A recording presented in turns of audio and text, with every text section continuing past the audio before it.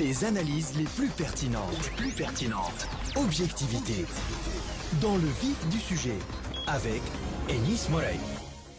Troisième partie de Dans le vif du sujet qui sera consacrée à une étude d'impact du Covid-19 sur les entreprises dans les différentes régions de la Tunisie. Une étude qui vient d'être menée par SID Tunisie en partenariat avec USAID et que Madame Wafé Marlouf, la directrice exécutive de SID Tunisie, va nous dévoiler dans les détails. Madame Marlouf, bonjour et merci d'avoir accepté l'invitation de RTCI ce matin. Merci d'être parmi vous. Merci pour l'invitation, c'est très gentil. Merci. Alors, d'abord pour peut-être donner un aperçu sur ce que fait la CID. Donc, ça serait très intéressant de parler de CID avant d'attaquer cette étude sur le Covid-19. Merci. En fait, le CID, c'est une ONG tunisienne qui a été lancée en 2014 et le cœur de ces travaux que nous sommes en train de faire, c'est essentiellement de la formation, de l'accompagnement et surtout du networking. Donc, c'est trois piliers sur lesquels nous avons essayé depuis 2014 de travailler et jusque-là, nous avons à peu près touché dans les 1200 entrepreneurs sur le territoire tunisien. Donc, comme vous le savez tous,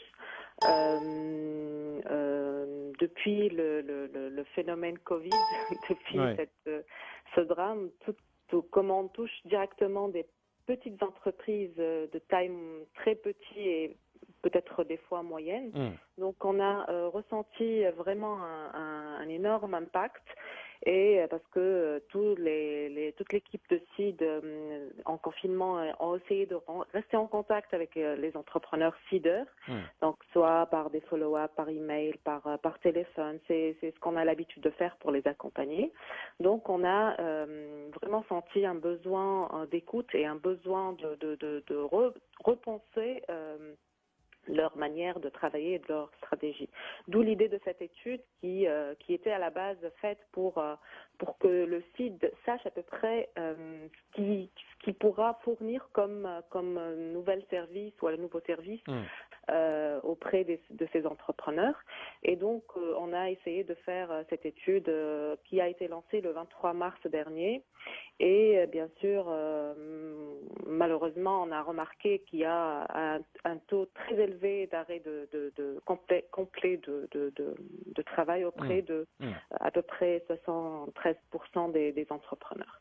Justement, justement, j'interagis avec vous, Madame Marlouf, pour mieux comprendre un peu. Donc, si j'ai bien compris, c'est une étude qui a été menée auprès de votre base de données de sociétés. Donc, c'est ça, hein, c'est combien? C'est 1200, vous dites? En fait, on a lancé cette étude auprès de à peu près 400 entrepreneurs parce que on a ciblé et on a eu un retour de 300 entrepreneurs. Donc, c'est un échantillon de 300 entrepreneurs sur à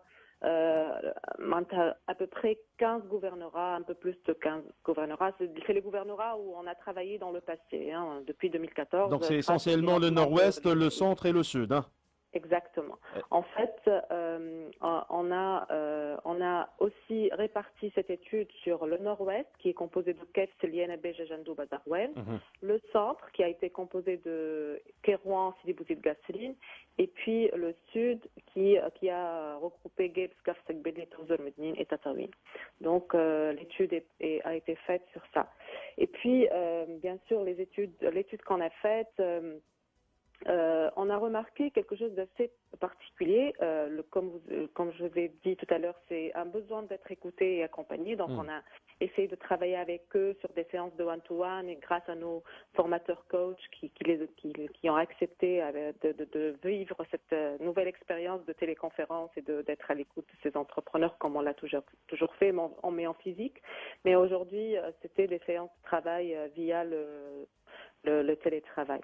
Donc, ce qu'on a aussi remarqué, c'est une grande difficulté de remboursement de crédit et puis une grande difficulté sur tout ce qui est approvisionnement, relations clients, relations fournisseurs. Donc, c'était des points très, très qui reviennent tout le temps et on a remarqué que ces points-là sont vraiment, mis à part les charges salariales, tout le monde en parle, tout le monde parle des banques, je ne vais pas me focaliser aujourd'hui sur ça, mais je vais peut-être me concentrer sur des outils que nous pouvons avoir un impact là-dessus.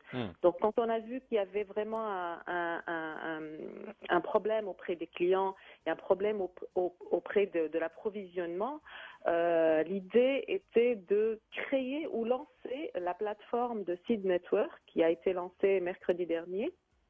Donc, justement, je voulais vous parler de ça parce que je pense que c'est très important que les personnes qui nous écoutent sachent que sur notre site web, le site Tunisie, on a une petite rubrique qu'on l'a appelée Seed Network. D'ailleurs, quand vous ouvrez la page de Seed Tunisie, vous allez trouver à votre droite une petite icône qui s'appelle Seed Network. Et quand vous cliquez sur cette icône, vous allez trouver 900 entrepreneurs à votre disposition des différentes régions de notre pays, de différents secteurs. Donc, l'idée, c'est de peut-être rapprocher les personnes qui ne se connaissent pas, qui sont peut-être pas loin qui sont pas très loin d'entre eux. Donc, par exemple, si on est à Kairouan et qu'on a l'habitude de s'approvisionner de Sfax, et on ne sait pas qu'à 3 kilomètres de chez nous, il y a peut-être un fournisseur qui peut nous approvisionner et faciliter la tâche à nos entrepreneurs pour avoir accès à leurs matières premières sans pour autant avoir des autorisations et attendre à ce qu'ils peuvent bouger ou gagner un peu de temps. Donc, l'idée de lancer cette plateforme et de mettre à la disposition, parce que c'est notre base de données à la base, et après avoir eu l'accord de nos entrepreneurs, pour eux, c'est vraiment une occasion en or pour qu'ils puissent être connus et parler un peu d'eux. Donc voilà, pour moi, c'était une occasion de parler de cette plateforme. Merci Anis encore une fois pour cette invitation. Et donc j'invite tous les entrepreneurs du CID ou hors CID, ils peuvent facilement travailler avec ces entrepreneurs. Et donc relancer peut-être leurs besoins et leur business, comme on dit, pour pouvoir refaire la relance d'une manière plus simple. Voilà. Là, je suis en train de lire un fait très très intéressant qui se dégage de cette étude-là, dans la partie nouvelle méthode de travail suite à la crise. Ouais. Et là, franchement, c'est très révélateur. Alors, pour le Nord-Ouest, 83%, allez, on va dire, des entrepreneurs ont opté pour garder de bonnes relations avec la clientèle. Exactement. 58% des entrepreneurs prévoient des réajustements dans leur stratégie marketing. C'est la moitié, hein? C'est la moitié. Oui. Et je termine, Madame Marlouf, je termine pour donner un aperçu à mes auditeurs et auditrices. Donc, 39% des entrepreneurs ont opté pour l'adoption de nouvelles procédures de travail. Ça, sur le Nord-Ouest. C'est le Sud, c'est le centre. Une grande partie des entrepreneurs étaient réactifs, étaient vraiment capables de s'adapter à la nouvelle crise et vraiment les idées n'ont pas manqué et la réactivité n'a pas manqué. Donc tout de suite, ils ont essayé de trouver et de mettre en ligne pas mal de produits et ils ont essayé de chercher des sites web marchands pour aller vendre leurs produits. Donc, sincèrement, une telle réactivité, c'est des entrepreneurs, c'est tout à fait normal, qui sont agiles, qui essayent de persévérer, de continuer. Donc, les nouvelles méthodes, c'était essentiellement du marketing digital, d'où l'idée de vraiment faire des sessions de comment adopter une stratégie de marketing digital. D'ailleurs, Madame Marlouf, vous rejoignez avec tout à l'heure, vous avez sûrement écouté, c'est Mohamed Ali Loumi tout à l'heure. Là, vous êtes en train de vous rejoindre. Tout à fait. Quand je l'ai vu tout à l'heure annoncer qu'il va être sur RTCI, moi j'étais contente parce qu'il y a de résultats magnifiques qu'on a remarqués, qu'on a décelés à la suite de l'étude. Et c'est vrai que c'est vraiment de nouvelles façon d'exister, de continuer le combat et de continuer à exister. Ils n'ont pas d'autre chose à faire. De façon confinée chez eux, on n'avait que les réseaux sociaux. Je pense que le fait que d'être enfermé, ça te pousse à résister et à trouver des moyens de survie et de s'adapter. Et donc, le marketing digital aujourd'hui a une importance très très importante et on espère que tous les secteurs qui sont liés directement et entre autres les banques s'adaptent vite aussi parce que ce soit les banques, les microfinances, et s'adaptent à ce nouveau mode de fonctionnement qui sera génial. Et on attendait que cela pour nous avec notre programme FinTech Catalyst qu'on a lancé en octobre dernier avec le CID. On a vraiment vu qu'il y a des solutions qui sont prêtes. Et c'est fou, hein, c'est des entrepreneurs, des ingénieurs qui ont travaillé pendant des années sur des solutions, qui sont prêtes, mais malheureusement ils sont inhibés par soit des problèmes administratifs, soit des problèmes de législatifs, soit des problèmes de réglementation.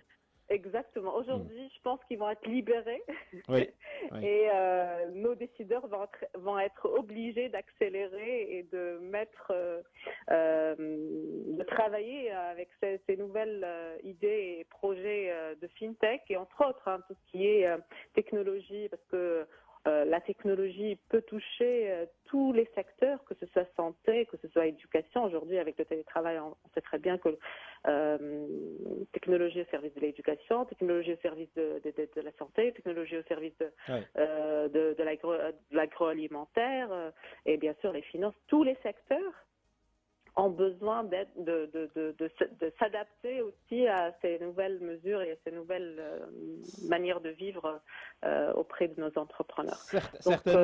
Certainement, d'autant plus que demain, on parlera sûrement ici sur RTCI de la télédéclaration fiscale, hein, donc qui va être annoncée aujourd'hui.